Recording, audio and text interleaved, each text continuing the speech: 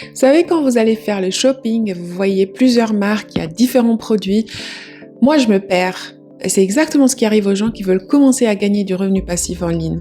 Il y a tellement de possibilités et on ne sait pas qu'est-ce qu'on doit faire et où commencer. C'est comme ça que la plupart des gens se sentent quand ils veulent commencer à gagner du revenu passif en ligne. Quel type de business je dois commencer? Est-ce que j'ai les compétences? Ça va être très dur de le faire. Est-ce que j'ai assez de temps pour le faire? C'est pour ça que l'achat de business en ligne existant et rentable est la solution. Acheter un business en ligne, c'est de trouver ton chemin parmi plusieurs opportunités, plusieurs options qu'il y a sur le digital. C'est Ghislaine, je te montre aujourd'hui comment te lancer dans l'investissement digital et acheter ton premier business en ligne.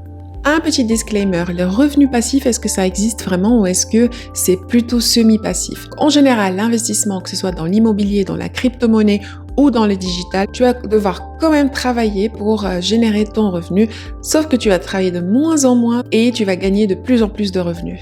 Première question, pourquoi il faut acheter un business et pas créer un de zéro? Première raison, le temps c'est de l'argent. Ça va te prendre beaucoup de temps de construire, de créer le contenu, etc. Et ça va te prendre plusieurs mois, voire plusieurs années avant d'encaisser 1 euro. Alors si tu espères générer du revenu passif, tu ne peux pas créer quelque chose de zéro. Les deux ne vont pas ensemble. Surtout si tu n'as pas assez de compétences de création de contenu ou de SEO, ça va être très difficile que tu crées quelque chose qui va marcher par la suite et qui va générer du revenu passif. Donc acheter un business existant qui est rentable, ça va accélérer le démarrage de ton revenu passif. Semi-passif. C'est comme si tu veux construire une maison ou acheter une maison qui est déjà construite. Donc, est-ce que tu veux investir dans un terrain et puis construire, ça va te prendre beaucoup de temps jusqu'à ce que tu arrives à ce que tu veux? Ou bien tu veux trouver une maison qui est déjà construite, qui correspond à tes besoins et à tes attentes et tu vas l'acheter pour l'adapter par la suite. Voilà quelques conseils. On veut trouver des business digitaux comme des sites web, des newsletters qui sont rentables et qui ont un historique qui est clair avec des revenus transparents. Conseil numéro 2, trouver des business digitaux qui nécessitent peu de maintenance. Revenu passif veut dire investir le moins de temps possible et gagner le plus possible de revenus.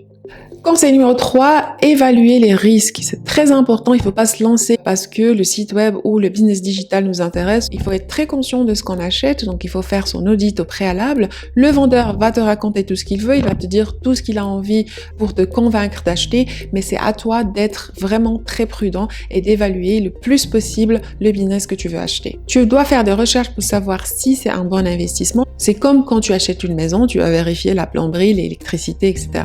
Voici une petite liste de ce que tu vas vérifier si tu veux acheter un site web, un blog, une chaîne YouTube, ça peut être aussi un compte Instagram ou Facebook, etc. Donc tout d'abord, analyser le trafic. Tu veux être sûr que ce site web a du trafic, tu veux savoir les sources de ce trafic, est-ce que c'est de la publicité, est-ce que c'est de l'organique, et savoir si c'est des gens qui vont acheter, qui sont des leads potentiels. Maintenant, il faut regarder les finances. Est-ce que le site web génère des revenus stables? Est-ce qu'il y a des coûts qui sont élevés ou plutôt bas? Et surtout la marge nette, parce que c'est ça que tu vas mettre dans ta poche à la fin.